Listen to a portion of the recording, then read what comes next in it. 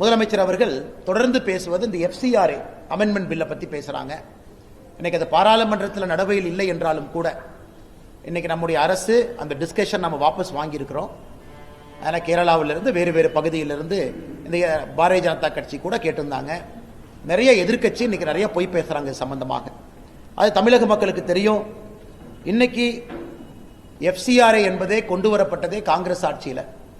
FCRA என்பது foreign contribution regulation act. வெளியிருந்து யாராவது பணம் கொடுக்குறாங்கன்னா, அது எங்க இருக்கக்கூடிய என்ஜிஓ அந்த பணத்தை வாங்குறாங்கன்னா அது முறையான முறையில் வாங்கணும் என்பதற்காக திருமதி இந்திரா காந்தி அவர்கள் எமர்ஜென்சி சமயத்தில் வெளியிருந்து பணத்தை கொடுத்து உள்நாட்டில் ஒரு கழகத்தை ஏற்படுத்தக்கூடாது என்பதற்காக எஃப்சிஆர்ஏ சட்டத்தை முதலாக 1976 கொண்டு வந்தாங்க.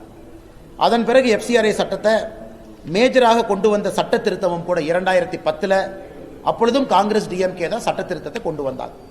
அதன் பிறகு 2016, 18, 20 வேறு வேறு காலகட்டத்தில் சிறு சிறு திருத்தம் நாம் செய்திருந்தாலும் கூட 2026 ஒரு அமெண்ட்மெண்ட் நம்ம கொண்டு வந்திருக்கோம்.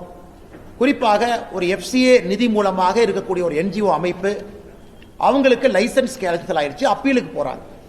அப்பீல்லையும் அவங்களால முடியல, அல்லது அவங்க ஒரு ஃப்ரெஷ் ரெஜிஸ்ட்ரேஷன் கிடைக்கல, அல்லது ரெஜிஸ்ட்ரேஷனை ரெனியூவல் செய்ய முடியல அப்படின்னா என்ன ஆகும் என்பதற்கான ஒரு சட்ட திருத்தம்.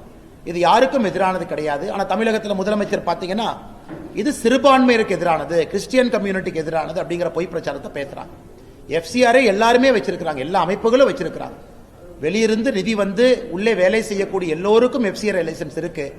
ஆனால் இதிலும் கூட திரும்ப திரும்ப மைனாரிட்டி என்கின்ற போர்வையில் முதலமைச்சர் அவர்கள் ஓட்டு வேட்டை நடத்தி கொண்டிருக்கின்றாரோ தவிர எந்த இடத்திலும் கூட உண்மையை பேசல. அதே